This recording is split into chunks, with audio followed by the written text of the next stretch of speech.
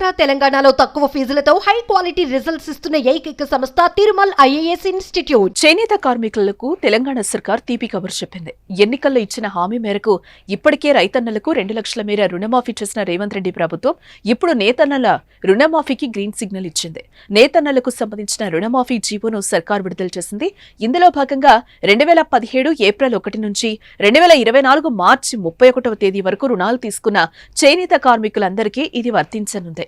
కాగా ఈ మేరకు 33 కోట్లు రుణమాఫీ చేస్తూ ప్రభుత్వం ఉత్తర్వులు విడుదల చేసింది.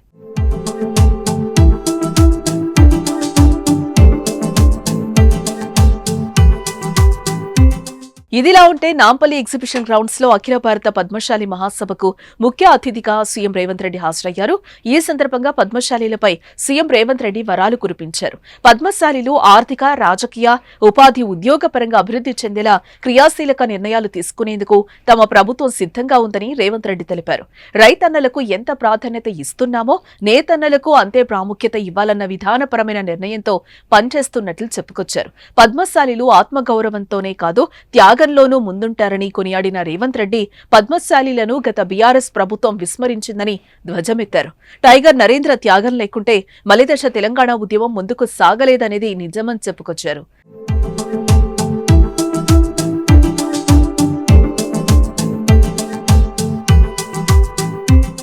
ఆలె నరేంద్రను కాంగ్రెస్ పార్టీ కేంద్ర మంత్రిగా చేస్తే కేసీఆర్ అనే ధృతరాష్ట్రుడు ఆయన పార్టీని బీఆర్ఎస్ లో విలీనం చేసుకోవడమే కాకుండా ఆయనను ఖతం చేసిన కథ పద్మశాలులందరికీ తెలుసని చెప్పుకొచ్చారు సీఎం రేవంత్ రెడ్డి.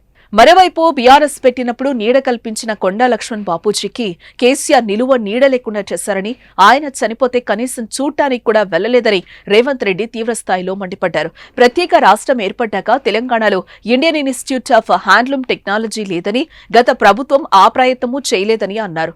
తాము అధికారంలోకి వచ్చాక కేంద్ర ప్రభుత్వంతో మాట్లాడి IIHT సాధించడమే కాకుండా దానికి కొండా లక్ష్మణ బాపూజీ పేరు పెట్టుకున్నామని చెప్పుకొచ్చారు. తెలంగాణ రాష్ట్ర సాధనలో మూర్తిగా నిలిచిన లక్ష్మణ్ బాపూజీ పేరును ఆసిఫాబాద్ మెడికల్ కాలేజ్ కి పెడతామని రేవంత్ రెడ్డి ప్రకటించారు. ఇక మహారాష్ట్రలోని షోలాపూర్లో తెలంగాణకు చెందిన పద్మశాలీలు చాలా మంది ఉన్నారని, అక్కడ పద్మశాలీల ఆత్మగౌరవాన్ని నిలిపేలా మార్కండేయ భవనం నిర్మాణానికి ₹1 కోటి ఇచ్చి సహకరిస్తామని సీఎం రేవంత్ రెడ్డి హామీని ఇచ్చారు. ఆర్థికంగా, రాజకీయంగా, ఉద్యోగపరంగా, విద్యాపరంగా ఈ ప్రభుత్వం మీకు అండగా నిలబడుతుంది. సోదరులారా, మీరందరూ యునైట్ కాండి, మీరందరూ ఏకమై ఆలోచన చెయ్యండి.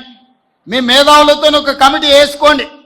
మీ పిల్లల చదువుల కోసం, వాళ్ళ ఉద్యోగాల కోసం, మన కుల వృత్తి కోసం, మన చేతి వృత్తుల కోసం ఏ రకమైన నైపుణ్యాన్ని పెంపొందించాలి, ఏ రకంగా స్కిల్స్ని మనం నేర్పించాలి, ఏ రకంగా వాళ్లకు ఉజ్వల భవిష్యత్తును అందించాలనో మీరు ప్రణాళికలు సిద్ధం చేసుకోండి.